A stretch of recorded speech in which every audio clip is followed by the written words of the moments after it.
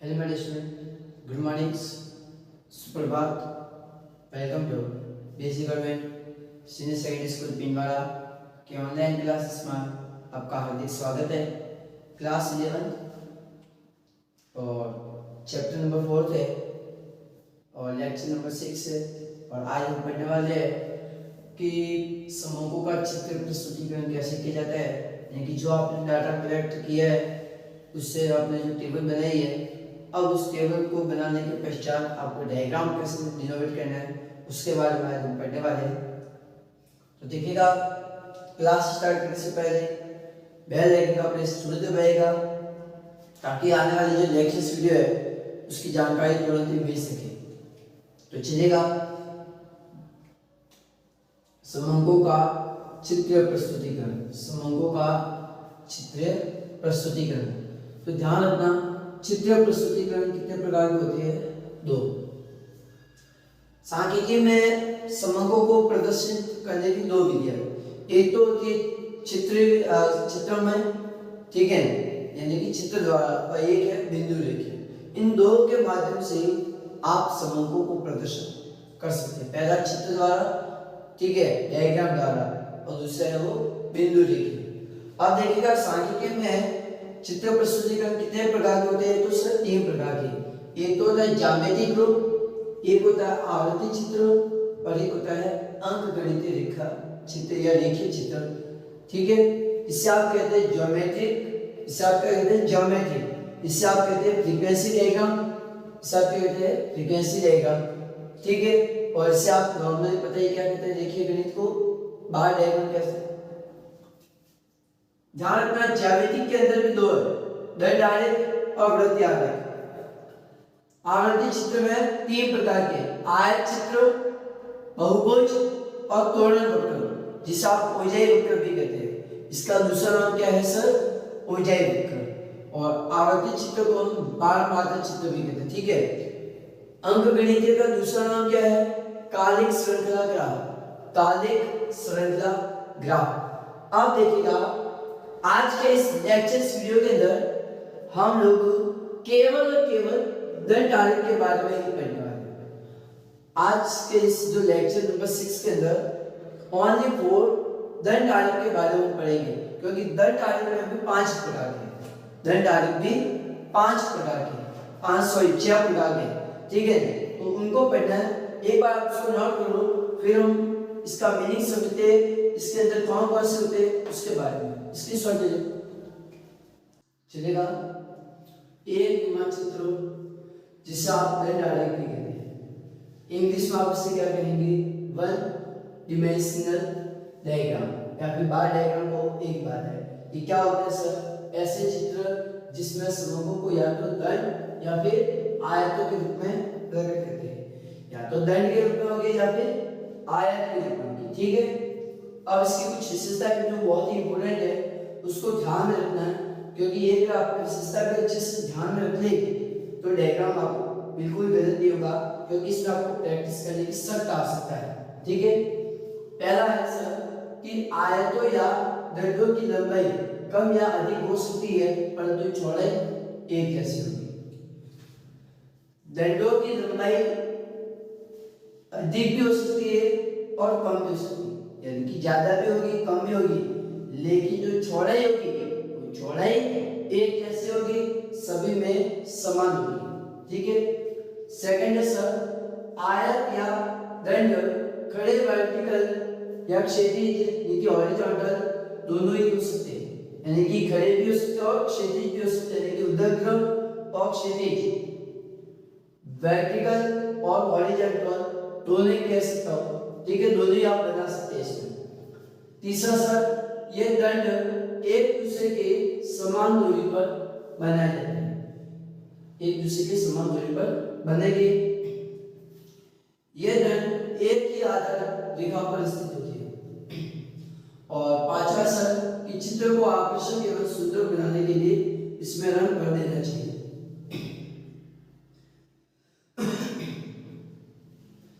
यानी कि जब भी आपको चित्र को अच्छे से बनाना है तो आप इसमें अलग अलग तरह से आप इसको शो कर दो, ताकि सामने वाले को डायग्राम देख के वो समझ में आना चाहिए कि ये डायग्राम क्या बताना 4 है। अब देखिएगा दंड आलेख भी अलग अलग प्रकार के हैं। उसमें पहला है सर रेखा चित्र। पहला कौन सा है सर?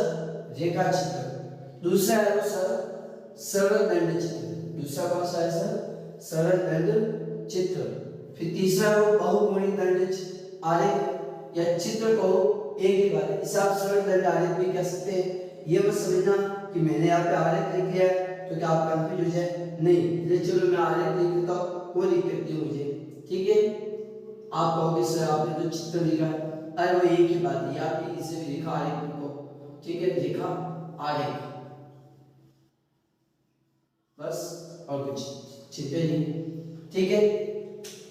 उसी तरह इसे आप अंतर विभक्त दंड चित्र को या घटक दंड आलेख को या उप आलेख को, तीनों ही चीज एक जैसी, ठीक है। फिर सर प्रतिशत दंड आलेख और विचलन दंड आलेख।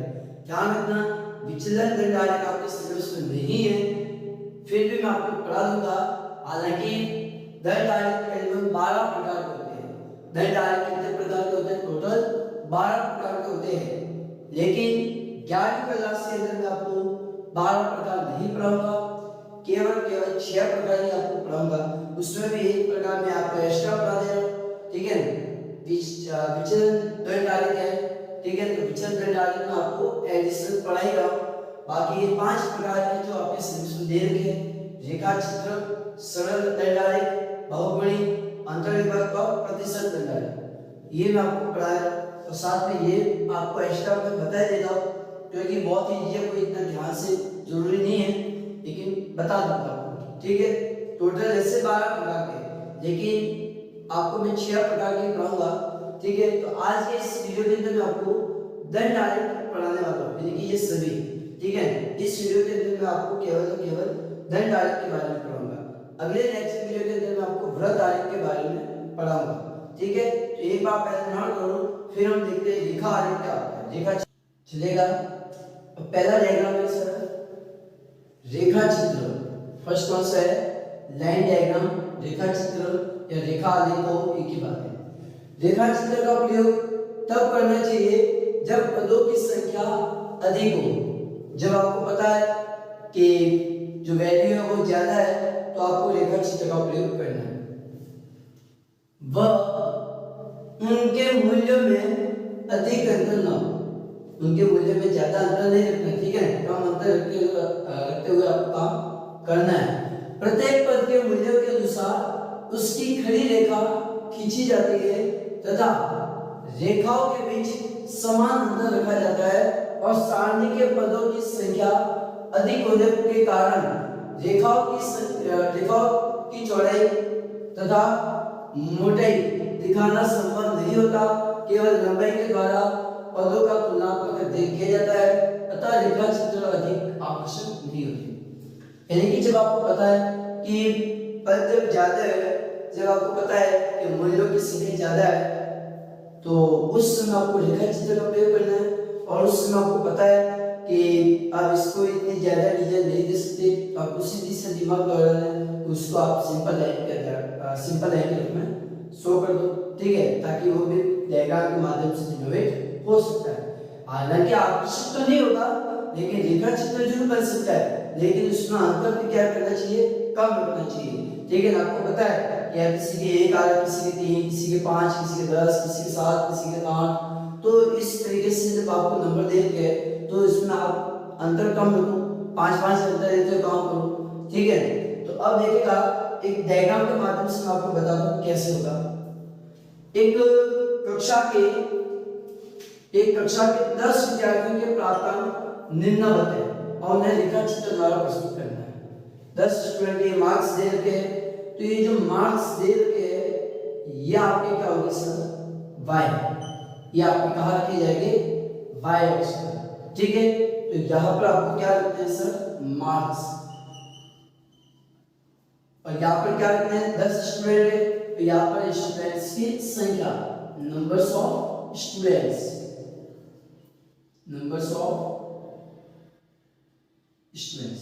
ठीक है। तो 10 विद्यार्थी है, तो चलो हम दे देते हैं। ध्यान रखना चौड़ाई होगी वो समान रखनी है, चौड़ाई में किसी भी प्रकार का अंतर नहीं होना चाहिए, ठीक है। मैं भी इस तरह से माप रहा हूँ ताकि मुझे कोई दिक्कत नहीं हो जाए। फिर भी हो सकता है क्योंकि मेरे पास तो कोई नोटबुक तो नहीं है या किसी ग्राफ पेपर पे मैं कर तो नहीं रहा हूँ, फिर भी देख लेता हूँ मैं।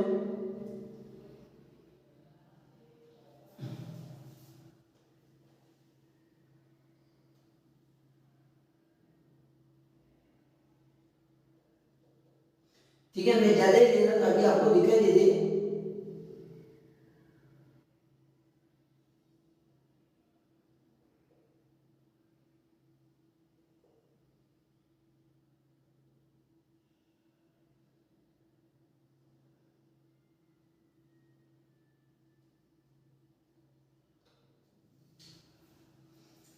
ठीक है, मैं थोड़ा ज्यादा लिख रहा हूँ ताकि आपको अच्छे से दिखाई दे दे, समझ में आ जाए। ठीक है, आपको अपनी नोटबुक के अंदर क्लियर माप के करना है।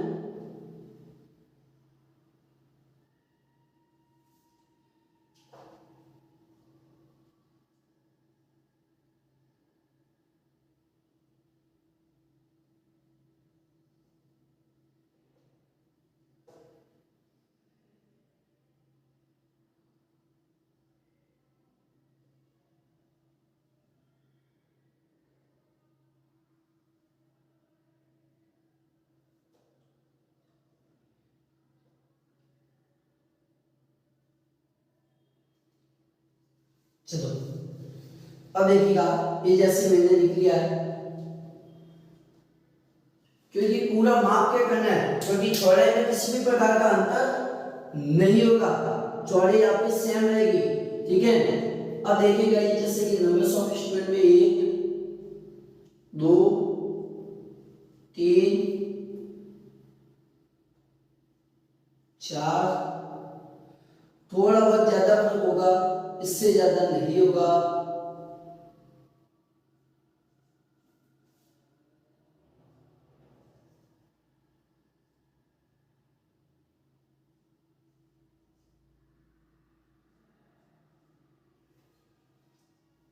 ठीक है, ये मैंने नंबर्स ऑफ स्टूडेंट लिख ली है।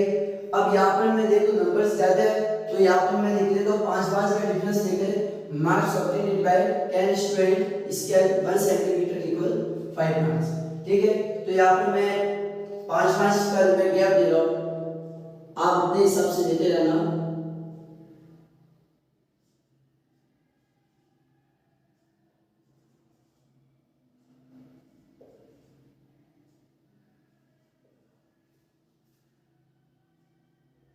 क्योंकि जब पदों की संख्या ज्यादा होगी तो उस समय आपको एक ही काम करना है। सर क्या करना है वो बताइए।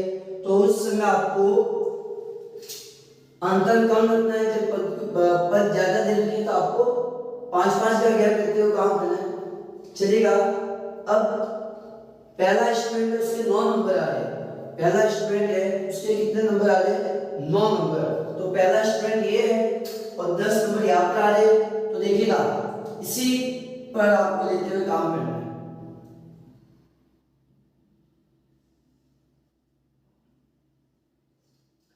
9 नंबर है इसलिए 10 से थोड़ा नीचे आ रहा है। ठीक है, 10 नंबर है नहीं 9 नंबर आ रहे हैं इसके, इसलिए थोड़ा सा नीचे लेना। अब देखिएगा इसके कितने आ रहे हैं 11 नंबर, दूसरा स्टूडेंट है उसके कितने आ रहे हैं 11 नंबर, तो ये इससे थोड़ी ऊपर जाएगी, ये इससे थोड़ी सी ऊपर जाने की कोशिश करेगा ये।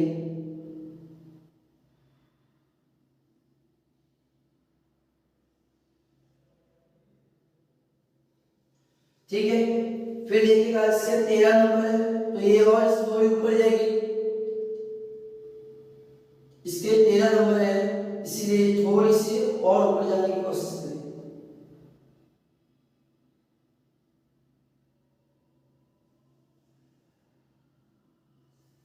ठीक है,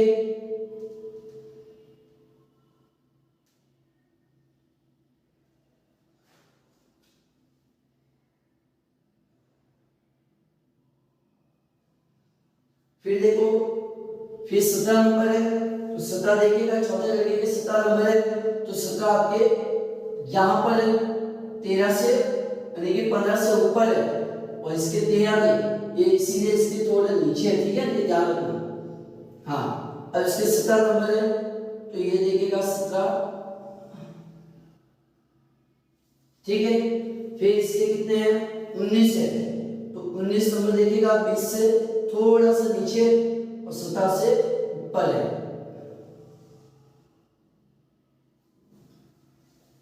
आप देख सकते हैं ये थोड़ा ऊपर है, ये थोड़ा ऊपर की ओर ध्यान रखना, लेकिन इसके पूरा सीधा में नहीं जाएगा, ठीक है जी। हाँ आप सोचिए कि सर इसको ऊपर चले जाएगा, नहीं, इसके ऊपर बिल्कुल मत जाना। हाँ फिर देखो फिर कितने आ रहे सर, नेक्स्ट अगले लड़के के कितने, छठे लड़के के 22 नंबर, तो 22 नंबर आपके कहाँ आ रहे हैं वो भी आप देख लेना। तो ये देखिएगा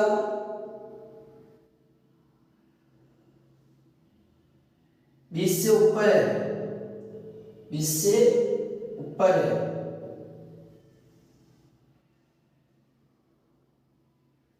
ठीक है। फिर देखिएगा फिर 27 नंबर है, फिर कितना आ रहा है सर 27 है, तो 27 देखिएगा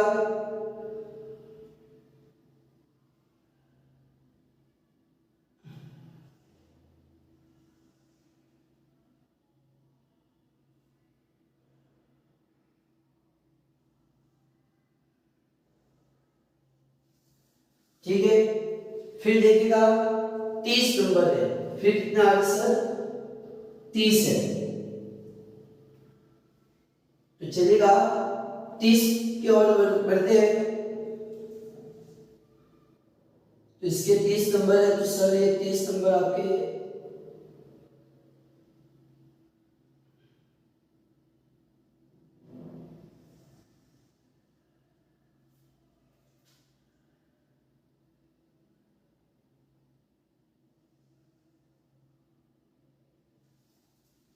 फिर 34 है तो इससे और ऊपर बढ़ना है,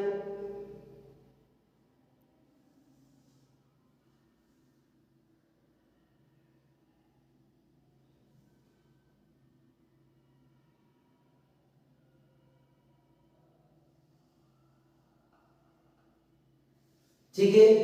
फिर 37 है तो ये लीजिएगा इसके 37,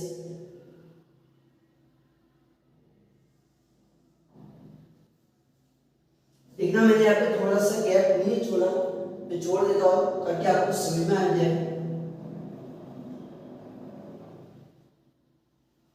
ठीक है। तो इसको एक काम करता हूँ मैं थोड़ा सा आगे की ओर खिसका देता हूँ, ठीक है, ये भी ज्यादा हो जाएगा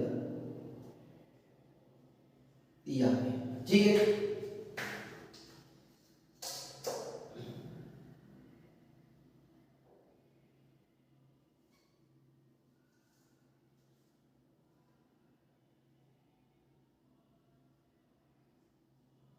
हाँ अब देखना 37 है, ठीक है, 35 से ऊपर ही जाना है,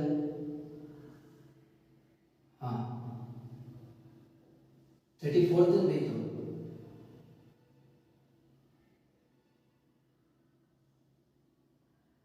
हाँ चलिए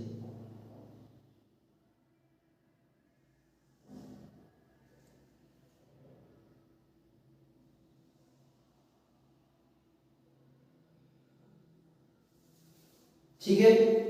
इस तरह से आपको काम करना है, देखना मैंने यहाँ पे हो सकता है मेरे थोड़ा ज्यादा ऊपर हो सकता है क्योंकि मैंने समान अंतर लगभग नहीं छोड़ा है, लेकिन आपको समान अंतर लेते हुए काम करना है क्योंकि चौड़ाई कैसे रहेगी सब में समान, चौड़ाई कैसे रखनी है आपको समान रखनी है, ठीक है, चौड़ाई कैसे रहेगी सर समान, ठीक है।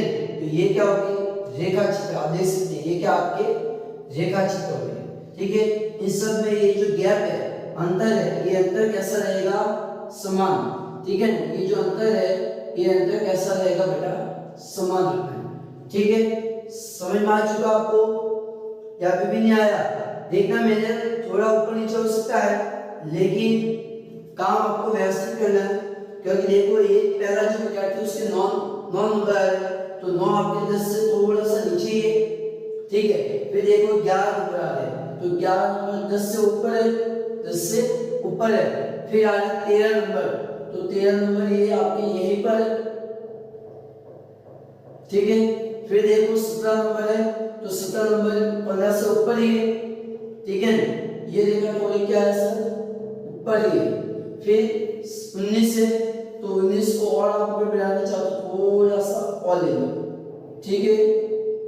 हाँ, फिर 22 है, तो आप देख सकते हैं 22 इसी पर आ रहे हैं, ठीक है। फिर 27 है, तो 27 आप देख सकते हैं कि इससे थोड़ा सा यही है, ठीक है, कोई ज्यादा कम नहीं है, लगभग सेम। फिर 30 है, तो 30 लगभग इसके इक्वल आएगा, 30 के इसके इक्वल ही है। फिर 34 है, तो 34 आपको पता ही है और 37 आपको पता ही है। तो ये था आपके रेखा चित्र, नोट कर दो। नेक्स्ट सरल रेखा चित्र स्क्रीनशॉट ले लो, चलेगा। नेक्स्ट सेकंड है सरल दंड आरेख। सरल दंड आरेख यानी कि सिंपल बार डायग्राम। ये क्या होता है सर, तो रेखा चित्रों में मोटाई के अभाव में सुंदरता नहीं रहती है, अतः चित्र को सुंदर व आकर्षक बनाने हेतु उन्हें मोटा कर दिया जाता है, ठीक है, उन्हें मोटा कर दिया जाता है। ये मैंने दो बार लिखा, ठीक है, उन्हें मोटा कर दिया जाता है। मोटा बनाते समय मूल्यों को ध्यान में नहीं रखा जाता और इन चित्रों का प्रयोग सामान्यतः व्यक्तिगत श्रेणी, कार्य और स्थान परिवर्तनों की तुलना में करने के लिए किया जाता है, ठीक है। यानी कि जब भी स्थान या फिर कोई टाइम में, ठीक है, या फिर कोई व्यक्तिगत श्रेणी के अंदर को दे रखा है तो उस समय आप उसका प्रयोग कर सकते हैं, यानी कि श्रेणी में भी आप इसको यूज कर सकते हैं।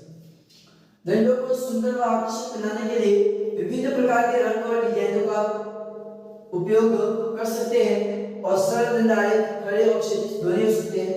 यानी कि जो सिंपल बार डायग्राम होते हैं वो हॉरिजॉन्टल भी हो सकते हैं और वर्टिकल भी हो सकते हैं, दोनों ही हो सकते हैं। पहले मैं आपको वर्टिकल के अंदर बता देता हूं कि खड़े के रूप में कैसे होगी। एग्जांपल मैंने लिखा हुआ एक सवाल कि निम्न सारणी में एक निश्चित अवधि के लिए विभिन्न देशों के प्रति जन्म दर प्रस्तुत है, एक उपयुक्त चित्र की रचना कीजिएगा, ठीक है। और देखिएगा एक तरफ आपको कंट्री दे रखी है और एक तरफ आपको बर्फ देते हैं, तो ये आपकी क्या है सर, एक्स है और ये आपकी क्या है सर, वाई। आपको पहले वर्टिकल के रूप में करते हैं, ठीक है। इस वर्टिकल के अंदर अगर करें तो कैसे काम करेंगे वो देखना अच्छे से। तो देखिएगा चाइना है, चाइना की बर्थ रेट कितनी है, 40 है, तो यहाँ पर मैंने बर्थ रेट लिखी हुई जन्म दर और ये आपके देशों के नाम लिखे हुए। तो 40 देखिएगा, 5-5 का मैंने डिफरेंस दे रखा है, इसीलिए मैं कह रहा हूँ, क्योंकि मैं 2-2 3-3 का तो बहुत ज्यादा हो जाता, तो 5-5 का दे रखा है, 40 है, तो चाइना ये रहा। तो देखिएगा इसको 0 से टच नहीं करना है, इसको यहाँ से टच करना है, यहाँ से टच करो, ठीक है, और 40 पे जाके लाइन खींचनी है,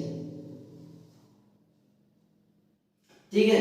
पहले आप एक पूरा काम करो और फिर आप आगे का काम करो,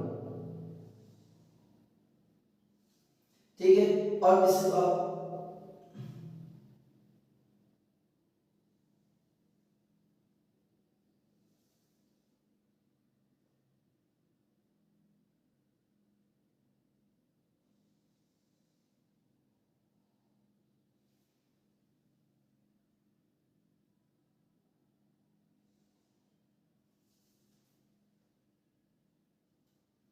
ठीक है। अब इंडिया का लो, तो ध्यान रखना इंडिया का लेना है, इसको टच नहीं करना है, यहां से स्टार्ट करो, 33 है, 33 यानी 35 से नीचे है, ठीक है। तो ये देखिएगा यहां से आप टच करते हुए काम करो इसको,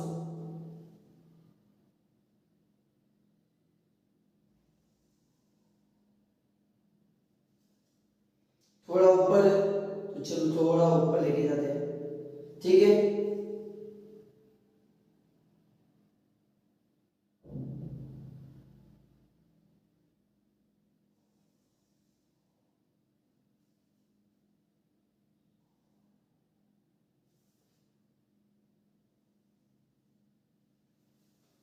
फिर इंडिया का, तो चलो इंडिया का हो गया न्यूजीलैंड, तो न्यूजीलैंड का कितना है, 30 है, तो चलिए हम इसको 30 पे लेके आते हैं, 30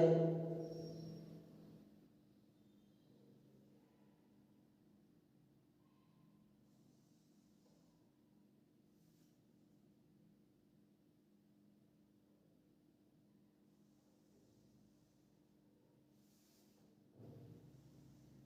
तो ये आपके न्यूजीलैंड का हो चुका है। अब स्वीडन का देखो, स्वीडन का कितना है 20 है, तो स्वीडन स्वीडन की बर्थ रेट कितनी है 20 है, तो चलेगा 20 का हम देखते हैं।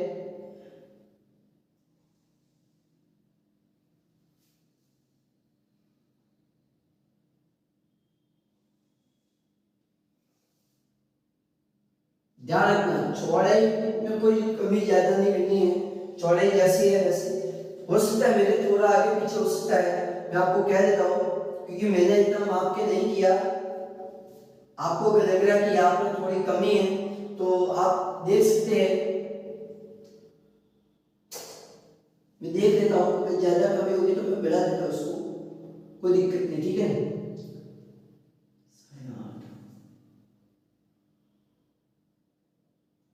चलो इस पे काम को तो मैं इंडिया का थोड़ा मैं बढ़ा देता हूँ, ठीक है। इंडिया का मैं थोड़ा सा बढ़ा देता हूँ, इंडिया का मैं थोड़ा और आगे की ओके इस बार तो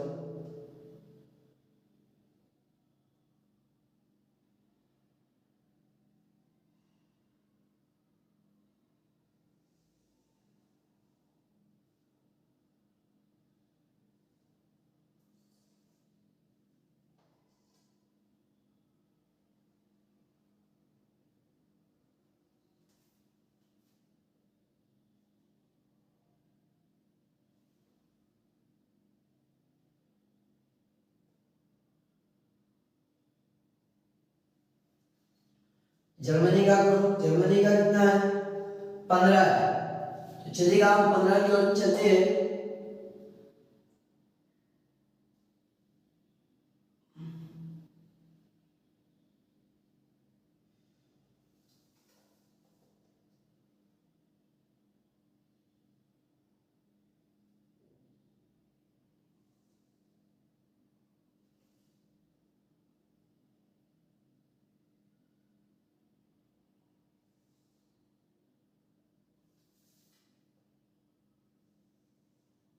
ठीक है, आप देख सकते हैं सरल दंड आलेख में किस तरीके से वक्र बन रहा है, सरल दंड आलेख में किस तरीके से आलेख बन रहा है, देख सकते हैं ना आप। ये आपके 40 हो गया, ये आपके 33, ये आपके 30, ये आपके 20 और ये आपके 15। अब आप इसको अलग से शो करने के लिए आप इसमें कलर भी कर सकते हैं, या कोई आप अलग से डिजाइन भी दे सकते हैं। जैसे कि चलो मैं आप इसको डिजाइन में आपको मैं बता देता हूँ कि काम कर सकते हैं, जिससे कि तुरंत प्रभाव से पता चले कि हाँ इसमें कौन कौन से है। तो जैसे कि ये काम कीजिएगा, इसमें मैं बर्थ रेट डाल देता हूँ या कलर डाल देता हूँ रेड कलर से, ठीक है, ताकि आपको तुरंत ही पता चले, ठीक है। जैसे कि जस्ट सपोज करो मैं इसमें डिजाइन दे देता हूँ छोटी छोटी, ताकि आपको तुरंत ही सामने वालों को पढ़ते वक्त समझ में आना चाहिए कि ये क्या बता रहा है जन्म धर्म, ठीक है। ये आपको समझना है, मैं टाइम वेस्ट नहीं करना चाहता, ठीक है।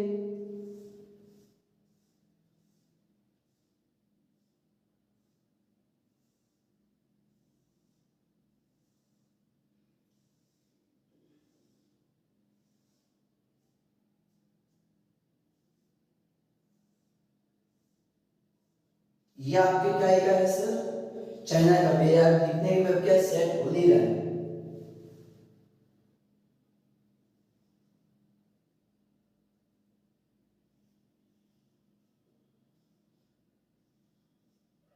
चाइना, ठीक है। इसी प्रकार आप इंडिया को भी दे दो, तो जैसे मैं इंडिया को दे देता हूँ, ठीक है। तो आई थिंक आपको समझ में आ रहा है कि मैं कहना क्या चाहता हूँ, मैं कहना क्या चाह रहा हूँ, ये आपको लगभग समझ में आ चुका है, ठीक है। आप कोई भी कलर दे दो उससे कोई मतलब नहीं है, लेकिन अगर आप कोई डिजाइन दे दो इसको तो सामने वाले को बहुत अच्छा लगेगा, ताकि सामने वाले को तुरंत ही डायग्राम को देखते वक्त समझ में आएगा कि हाँ ये डायग्राम क्या बताना चाहता है। जैसे कि जस्ट सपोज मैं यहाँ पे लिख देता हूँ इंडिया, ठीक है। अब यहाँ पर मैं दे देता हूँ डिजाइन अच्छे से, बहुत बढ़िया।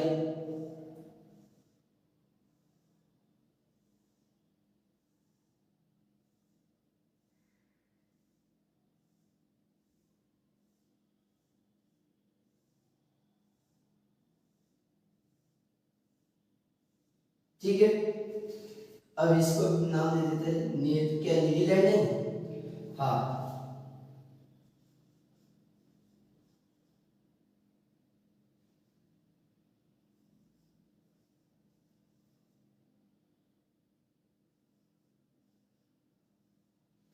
ठीक है। अब इसी तरीके से यहाँ पर भी हम काम कर सकते हैं।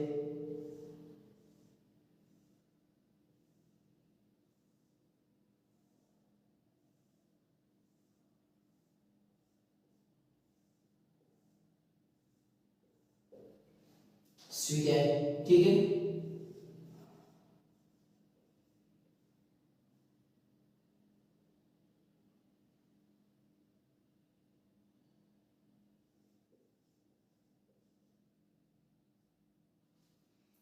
जर्मनी है तो जर्मनी को भी दे देते हैं, चलो ठीक है। तो आप इस तरीके से करोगे तो डायग्राम अच्छा लगेगा, ताकि सामने वाले को समझ में आएगा कि हाँ यार डायग्राम बहुत अच्छा बना है इसने, ठीक है। ये आपके जर्मनी,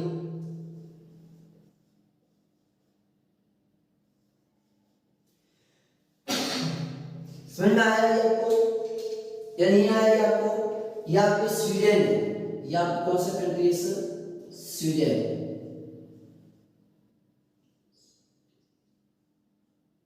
ठीक है। ये आपके क्या एक्चुअली लिखते लिखते कि आर टच होता है, इसे साफ हो जाता है,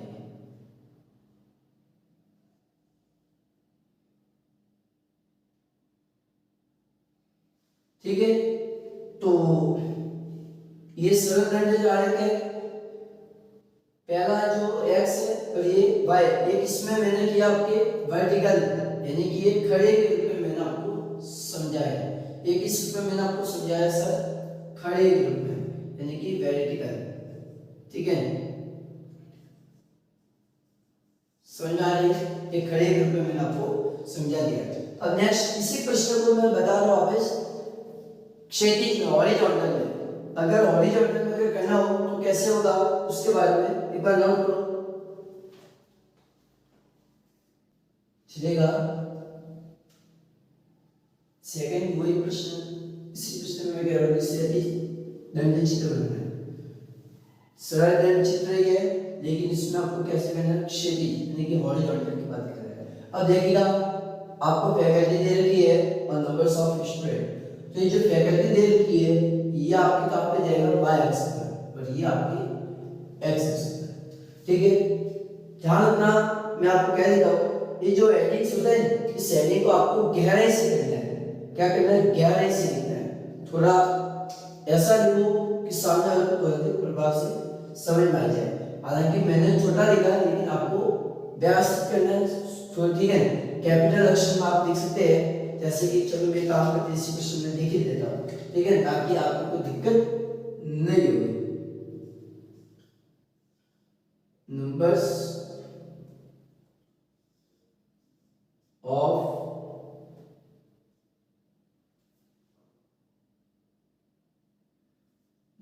of students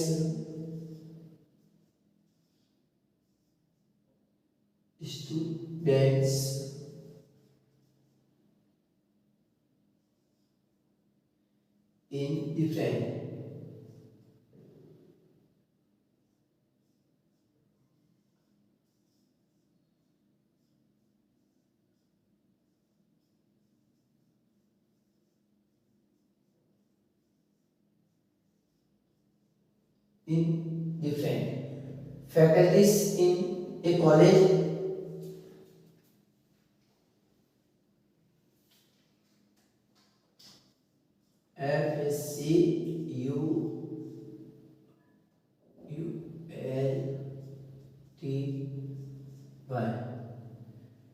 faculty in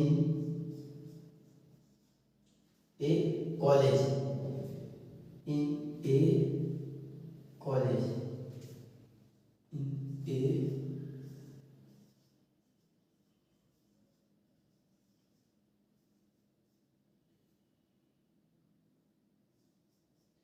college, in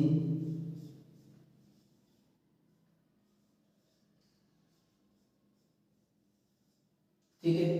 यानी कि थोड़ा आप पहले इसको तो बड़ा देखो ताकि सामने वाले को दिखाई दे अच्छे से, ठीक है ना। अब देखिएगा इसमें आपको रहेगा, तो ये कि आपके स्टूडेंट है, तो यहाँ पर क्या आएगा फैकल्टी, फैकल्टी को कहाँ पे लिखना है, बाय अक्षर,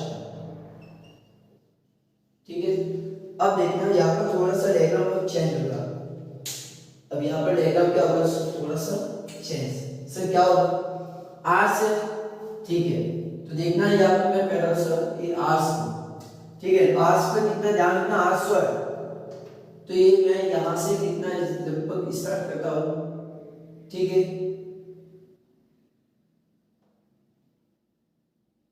मैं ध्यान रखना 2-2 सेंटीमीटर की गैप दे रहा हूँ, कितना 2-2 सेंटीमीटर, या पहले गैप दे देता, ठीक है, ताकि आपको कोई दिक्कत नहीं होगी। मैंने जैसे किया मैं वैसे ही लिखूंगा।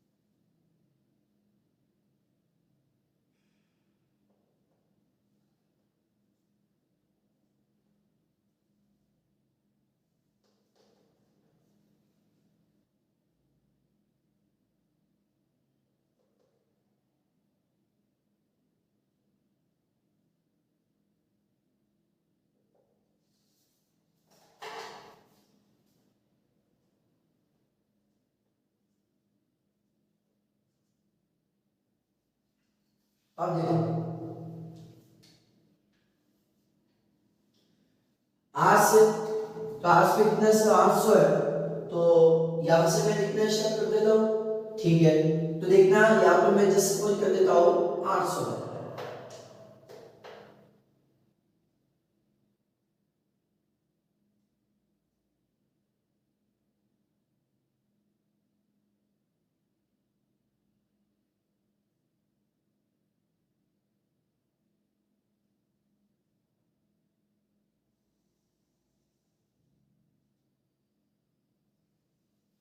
आठ सौ आगे थोड़ा, चलो आगे की और किस सकते हैं,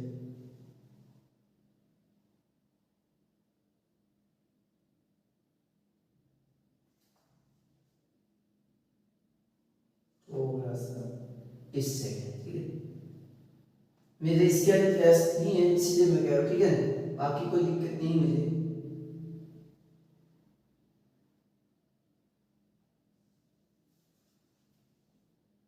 आप अपने हिसाब से काम कर सकते हैं, लेकिन जो अंतर होगा वो सब में क्या रखना है, सेम रखना, ठीक है।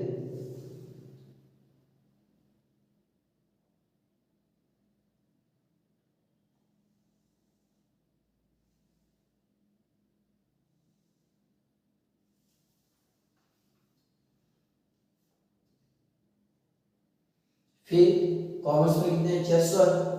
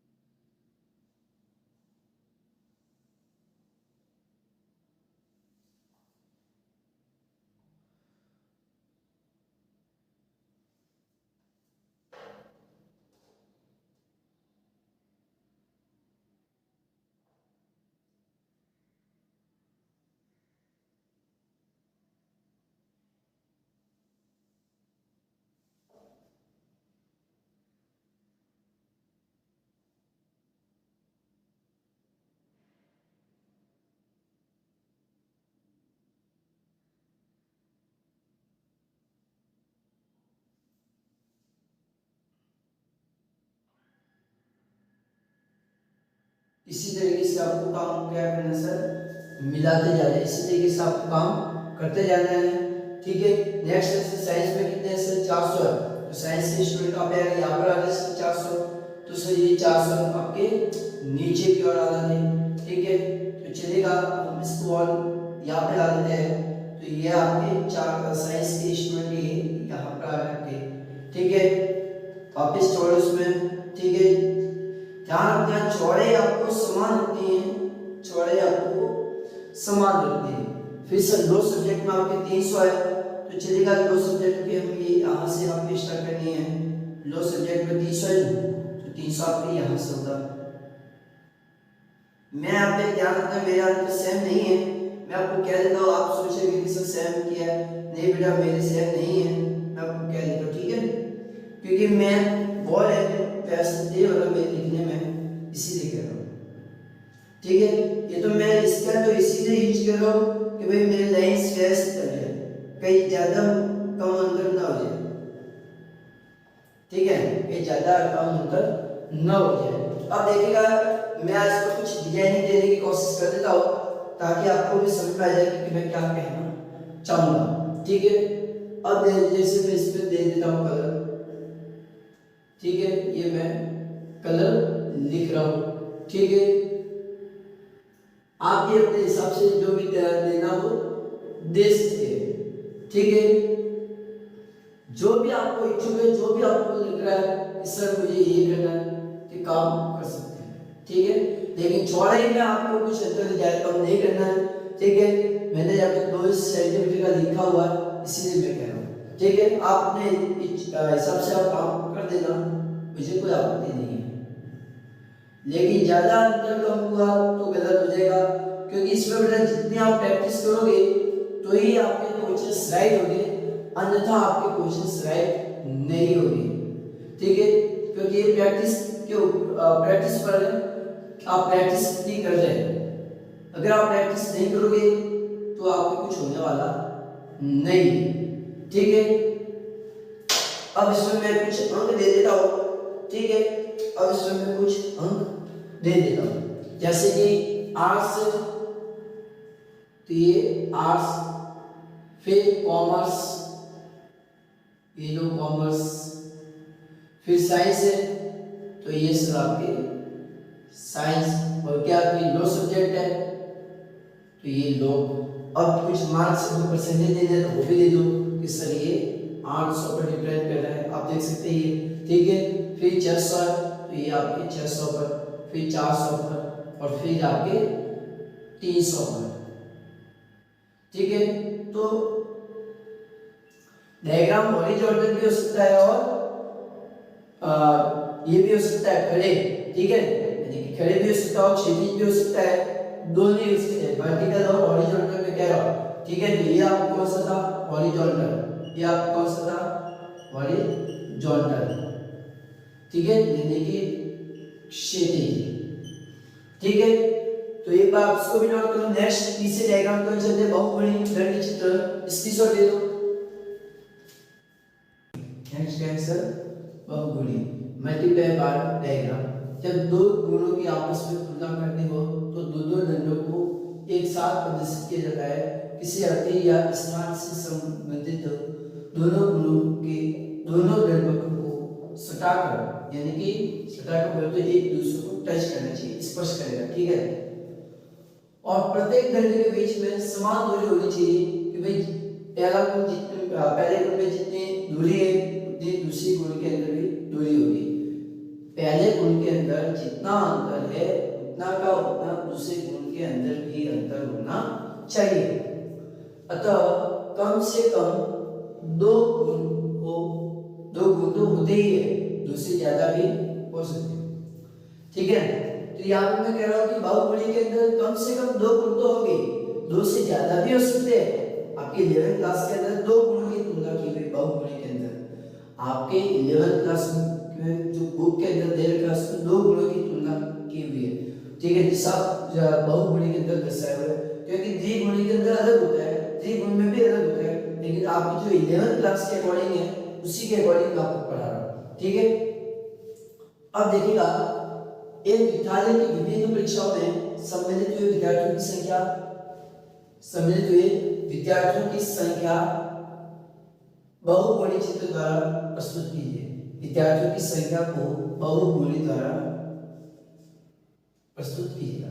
अब देखिएगा यहाँ पे एग्जाम दे रखे आर्ट्स कॉमर्स साइंस और 2018 और 2017 2018 और 2017 इन दोनों के अंदर आपको दे रखे कि आर्ट्स में कितने एग्जाम जो हुए उसमें कितने विद्यार्थी प्रेजेंट है।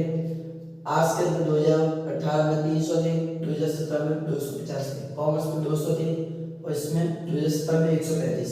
साइंस के अंदर 2018 में 100 विद्यार्थी थे और 2017 में 130 थे। इन दोनों डायग्राम दो गुणे कितने गुणे 2 2018 और 2017 में इन दोनों को एक साथ प्रदर्शित करना है, एक साथ प्रदर्शित करना है। तो बिल्कुल हम कर सकते हैं। सबसे पहले तो मैं 2018 का मैं हिसाब क्लियर कर रहा हूँ, ठीक है। तो चलिएगा बहुत अच्छे से समझ में आ जाएगा। ये मैंने यहाँ पे लिख लिया एग्जाम को और यहाँ पे नंबर्स ऑफ स्टूडेंट, ठीक है। ये क्या नंबर्स ऑफ स्टूडेंट है 2018। क्या लगता है जितना अंतर मैं इसमें लिखूंगा उतना का उतना इसमें भी रहेगा, ठीक है। अब देखिएगा मैं इसमें काम कर रहा हूँ 300, ठीक है।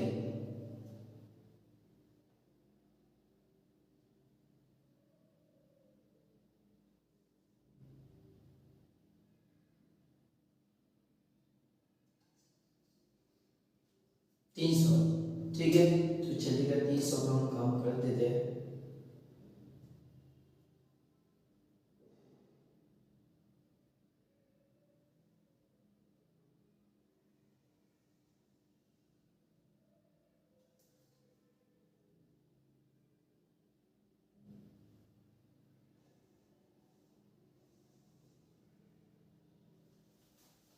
ये लीजिएगा आपके 300, ठीक है।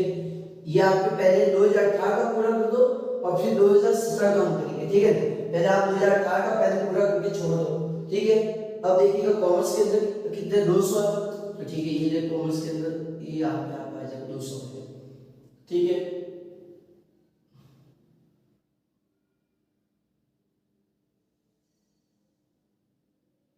ठीक है कितना गैप मैंने छोड़ा, एक सेकेंड का 5,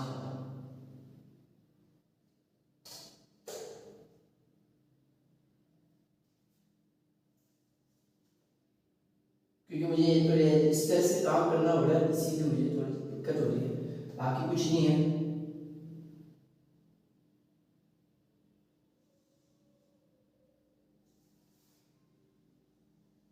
ठीक है। फिर साइंस के अंदर 100 है तो चलिएगा साइंस के अंदर 100 की बात करते हैं, ठीक है।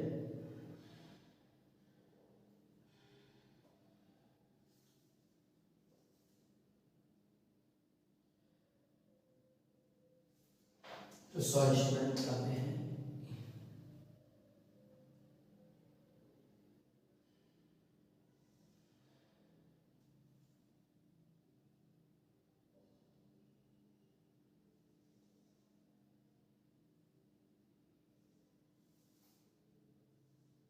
ठीक है ये आपके आ चुके हैं 2018 के। ध्यान रखना 2018 को मैं ब्लैक कलर से डिनोट कर देता हूँ, ठीक है। 2018 है इसको मैं ब्लैक कलर से शो कर रहा हूँ ताकि आपको देखने में समस्या नहीं होगी।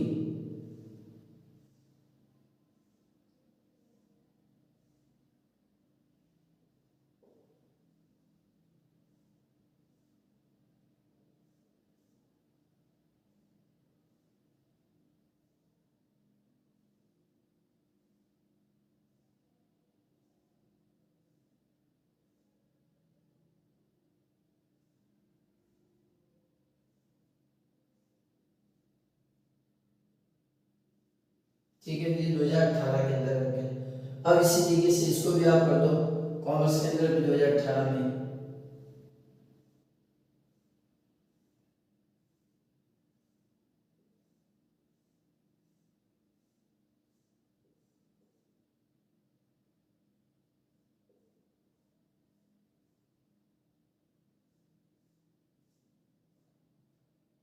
मैं यहाँ पे थोड़ा लिख लेता हूँ ताकि आपको देखने में समस्या नहीं हो जाए। 2018 और ये आपके कॉमर्स सब्जेक्ट, ठीक है। समझ में आया आपको? ठीक है, अब उसी तरीके से साइंस को भी कर देते हैं। तो ये लीजिएगा, साइंस के अंदर भी हम डिनोट कर देते हैं 2018, और ये आपकी साइंस।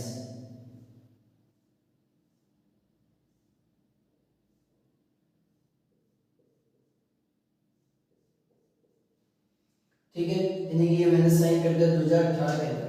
अब मैं 2017 को रेड कलर से डिनोट कर देता हूँ ताकि आप कंफ्यूज नहीं हो। अब 2017 में कितना 250 है, तो देखना जितना जितना मैंने अंतर 2018 में छोड़ा उतना का उतना अंतर उसमें भी छोड़ना है।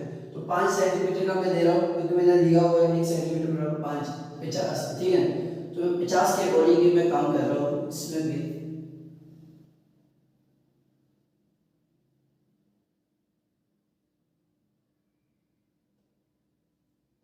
ठीक है, तो अब देखिएगा कितना था, ये 250 था।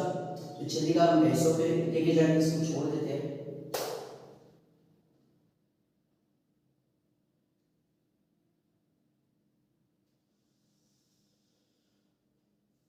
अब इसको ये यहाँ पर मैच करेंगे।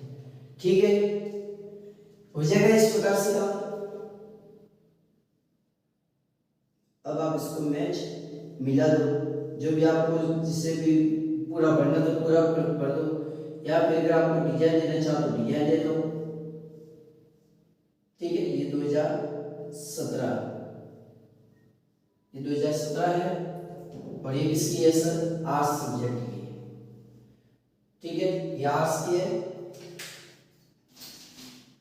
और ये आपके 2018 में आर्ट्स है, और ये 2017 में आर्ट्स है। ठीक है, दोनों चेंज है। ये मत सोचना कि जैसे ये अलग अलग है, क्या है सर? अलग अलग है। अब जैसे 2017 में आर्ट्स के अंदर किया, ऐसे जैसे कॉमर्स में भी करना है, तो चलिएगा कॉमर्स के अंदर भी करते थे। 135 है, तो बिल्कुल सर 135 पे चलते हैं। तो 5 सेंटीमीटर का गैप छोड़ने पहले क्या है, एक्चुअली साफ होता नहीं, इसलिए दिक्कत हो रही है। मेरा पे ध्यान रखना है, इसका गैप मेरा समान नहीं हो रहा था। ठीक है, क्योंकि मैंने 135 है, तो चलेगा 135 देखिएगा, 50 से कम है।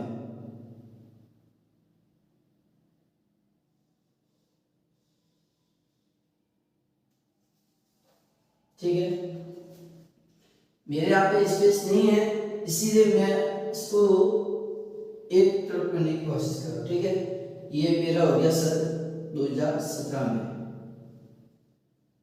2017 और कॉमर्स के लिए। ठीक है, उसी तरीके से साइंस के अंदर भी लीजिएगा। उसमें साइंस के अंदर कितना है? 130 है। तो चलिएगा हम साइंस के अंदर भी चलते हैं। मैं अंदाजा देकर अपना काम कर देता हूँ। ठीक है, क्योंकि मैं जितना इसका से यूज करूंगा मेरे पास लेट हो रहा है। ठीक है, तो ये 130, ठीक है, क्योंकि ये उससे ऊपर ही है। ठीक है, ये थोड़ा सा इससे ऊपर की ओर है, 130 है ना? हाँ, तो ये ऊपर की ओर जाएगा।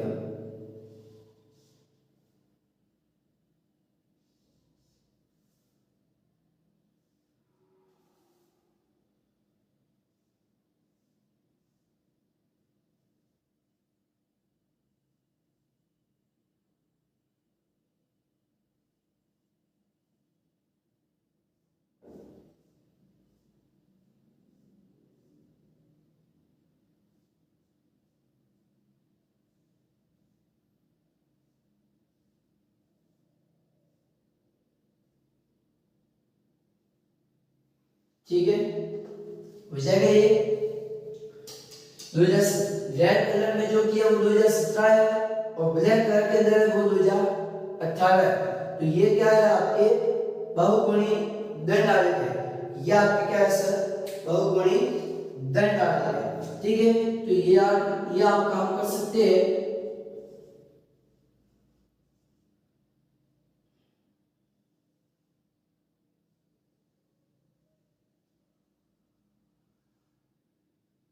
मैंने यहाँ पे ध्यान रखा, मेरे यहाँ पे स्केल सही नहीं थी, जगह बॉल पे नहीं छूटी थी, इसीलिए मेरे यहाँ पे थोड़ा सा मिस्टेक है। बाकी आप व्यवस्थित करना इसको, ठीक है। आप यहाँ पे समान उत्तर देते हुए काम करना है, समान गैप छोड़ना है, जितना इसके अंदर है उतना का उतना इसके अंदर भी है।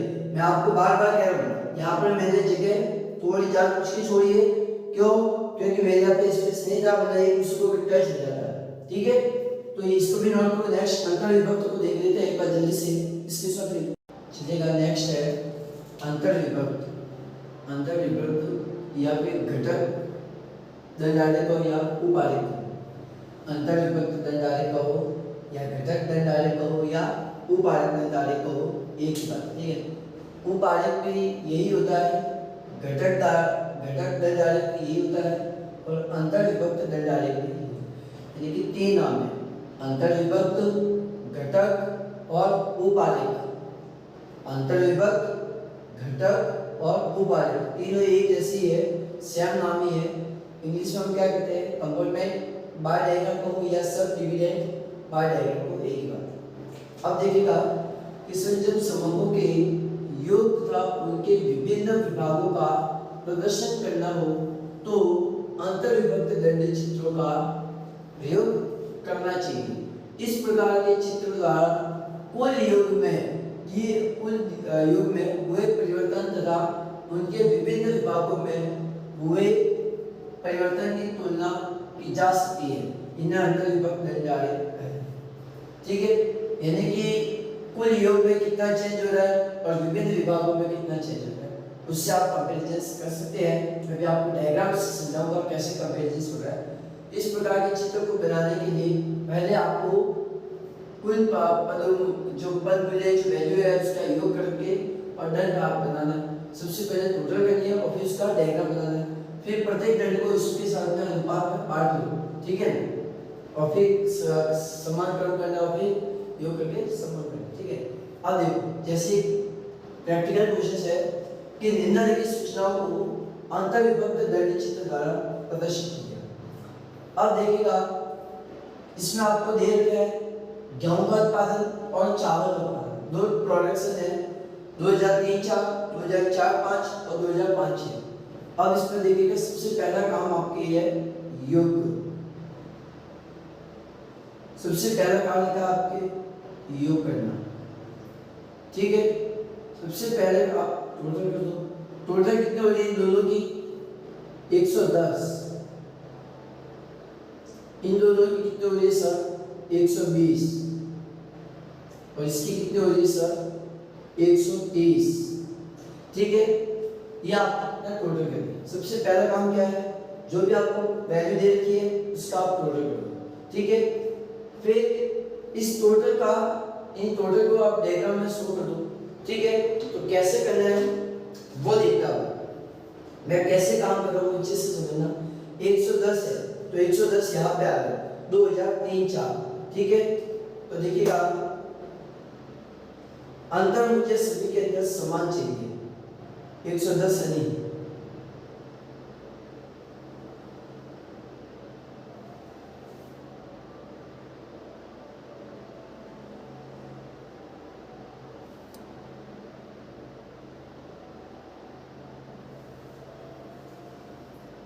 मैं जितना अंतर लूंगा सभी के अंदर उतने अंतर मुझे चाहिए, न ज्यादा न कम।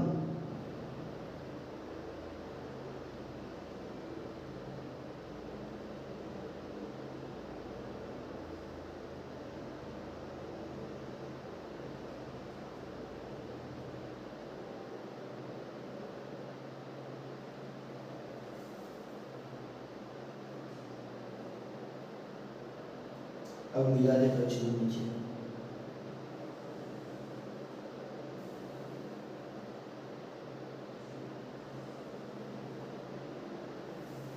ठीक है, पहला आप टोटल को आप 100 कीजिएगा, ठीक है। ये आपकी 110, फिर 120 से 2004-5 है तो देखिएगा 120 आपके ऊपर की ओर है,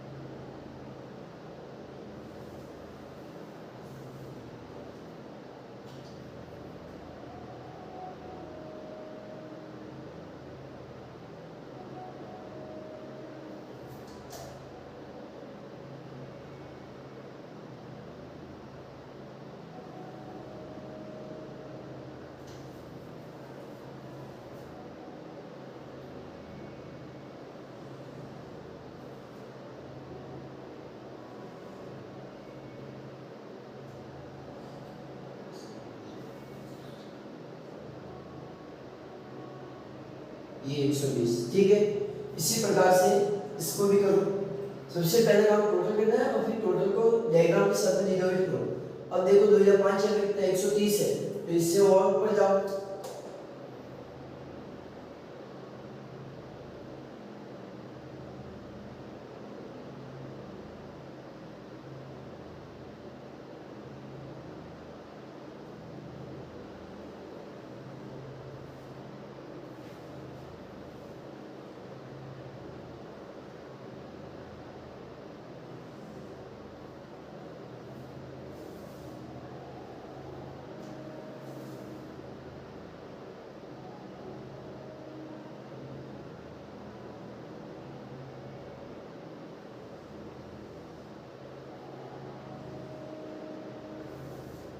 ठीक है, समान अंतर रखना है, चौड़ाई में समान होगी। अगर चौड़ाई आपने ज्यादा आगे पीछे कर दी तो आपका वक्र गलत हो सकता है, क्योंकि मैं भी इसके लेके काम कर रहा हूँ। हो सकता है वह तो ऊपर नीचे हो सकता है क्योंकि बॉल है।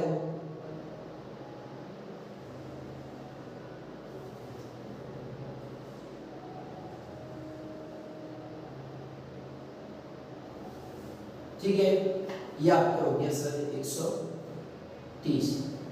अब देखिएगा, सबसे पहले काम आपको टोटल करनी थी, जो आपने कर दिया है। टोटल को आपने डायग्राम के साथ में डिवाइड कर दिया।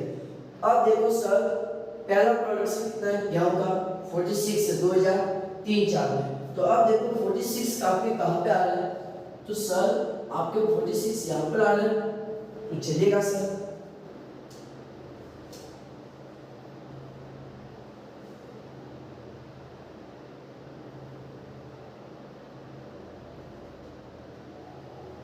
ठीक है,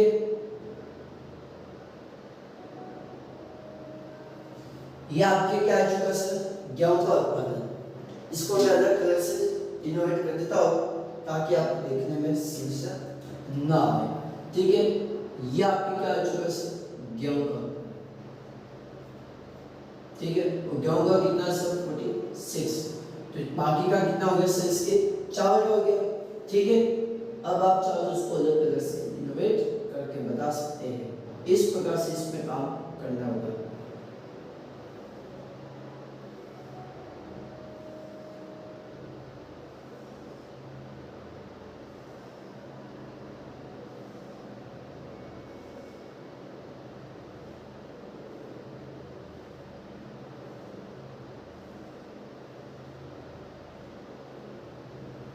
ठीक है, ये आपके अनुपात के अंदर इस प्रकार से है।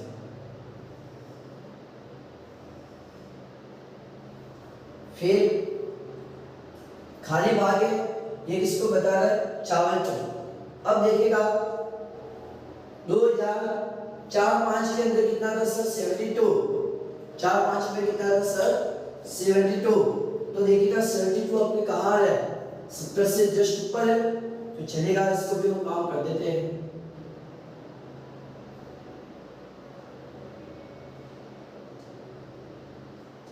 थोड़ा ऊपर, ठीक है, 70 से।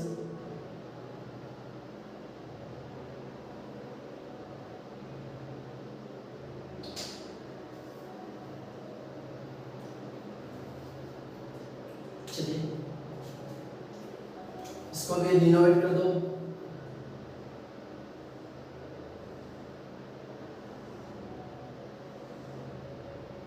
ये आपके चावल का कितना है सर, चावल का क्या, गेहूं का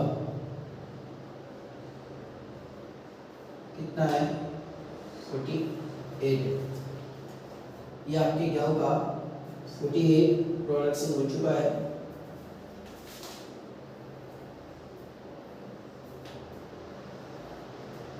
ठीक है, ये आपके गेहूं का प्रोडक्शन कितना हुआ सर, 48।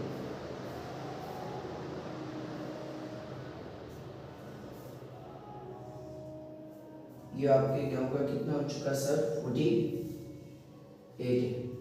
ठीक है, अब इसी तरीके से 2005-06 के अंदर देखो गेहूं का उत्पादन कितना है, 46 है। कितना है सर, 46 है। तो 46 आपके कहाँ आ रहे, 2004-05 है, तो 2005 में 46 देखो, वहां पे आप लाइन खींच के दे दो, तो इसी के इक्वल होगी। तो ये देखिएगा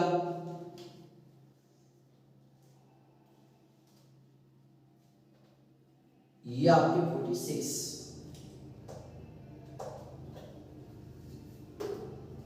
ये आपके 46 हो चुका है। ठीक है, अब आप इसको अलग कलर से डिनोवेट करो। सेम कलर से डिनोवेट नहीं करना, अगर सेम कलर से होगे तो सामने वाले को पता ही नहीं चलेगा कि आपने क्या लिखा है। ठीक है,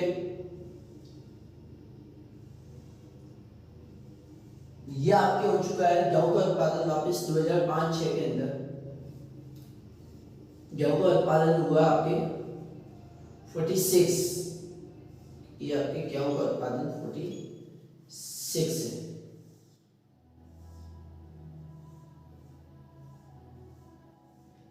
ठीक है, और ऊपर का है ये आपके अब चावल का। पहले सबसे पहला काम है आपको योग करो कि टोटल कितना प्रोडक्शन हुआ।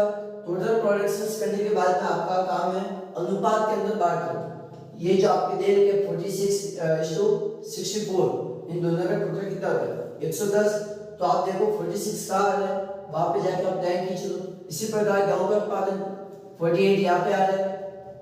गेहूं का उत्पादन सॉरी देखना ना अपने को, तो अपन इसका देखा भाई ये गलत हो गया। ये आपके 48 है, तो जस्ट इससे थोड़ा सा ऊपर होगा भाई, जस्ट इससे थोड़ा सा ऊपर करना है, जस्ट थोड़ा सा ऊपर करना है, ज्यादा भी नहीं। अपन ने चावल का उत्पादन कर दिया तभी।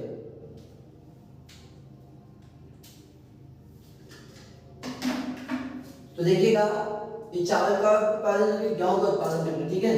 तो गेहूं का उत्पादन देखिएगा आपके जस्ट 48 है, तो 48 इससे ऊपर है, तो ये 48 इसके ऊपर आएगा, यहां पर आएगा।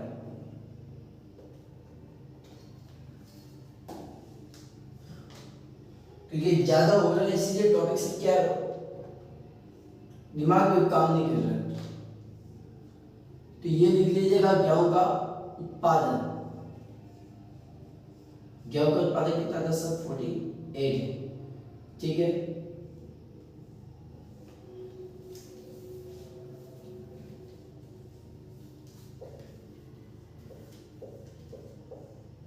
ठीक है, तो इस तरीके से आपको काम करना है, यानी कि 64%, 72 और ये कितना हो गया आपके 84। ठीक है, ये आपके 64% हो गया, ये आपके 72 हो गया और ये आपके 84 हो गया। ठीक है, क्यों?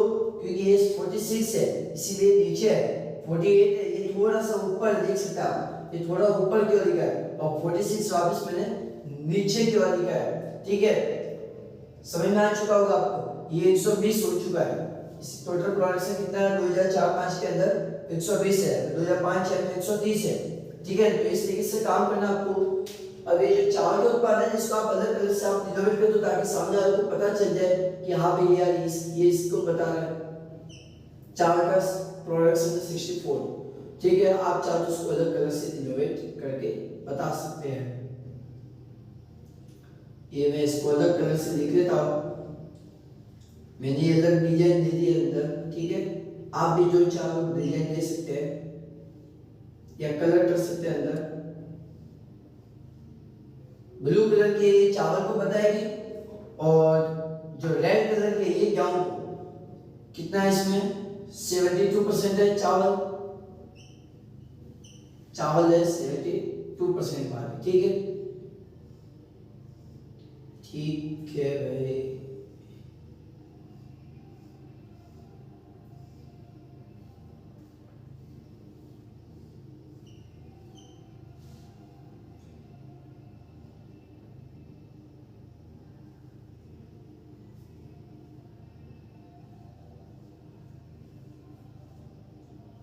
जो भी आप इसमें लाइन खींचना चाहो जिस कलर से खींच लो और एक साइड बता दो कि भाई ये लाइन इसको बता रही है ये चावल को। ठीक है, इसी प्रकार से यहाँ पे 84 है तो 84 लिख लो चावल 84 1 स्केल है। ठीक है, जो भी आपने गैप छोड़ा वो लिख सकते हैं आप कि भाई मैंने इतने का अंतर छोड़ते हुए काम किया। ठीक है, एग्जाम के अंदर ये इंपोर्टेंट है। एग्जाम में सिंपल सा प्रश्न नहीं पूछेगा कि दंड आलेख बनाओ, प्रश्न सीधा कहेगा अंतर विभक्त बनाओ, या फिर परसेंटेज वाला पूछेगा। तो ये आपको मैं बता देता हूं आपको कि जो रेड कलर को बताएगा, ये जो रेड कलर को बता रहा है, ठीक है, ये रेड कलर किसको बता रहा है सर? गेहूं को। ये बता रहे हैं गेहूं का उत्पादन, ठीक है। और ये जो मैंने ब्लू कलर से किया है, ये चावल को दर्शा रहा है। ये आपको कौन सा दर्शा रहा है सर? चावल को। ये आपके चावल का है, ये आपके चावल। पहला काम टोटल करो, टोटल करने के बाद में टोटल का पहले डायग्राम बनाओ, डायग्राम बनाने के बाद में जो टोटल है उसी के अंदर आप रेशियो के अंदर बांटो कि भाई ये 46 46 अनुपात 64 हुआ, ठीक है। भाई 46 अनुपात गेहूं है और 64 का चावल है, ये 2003-4 के अंदर है, ठीक है। तो ये भी नोट करो। नेक्स्ट परसेंटेज वाला आ रहा है, इसकी शॉर्ट ले लो। चलेगा, आज का लेक्चर में यही कंप्लीट कर रहा हूँ।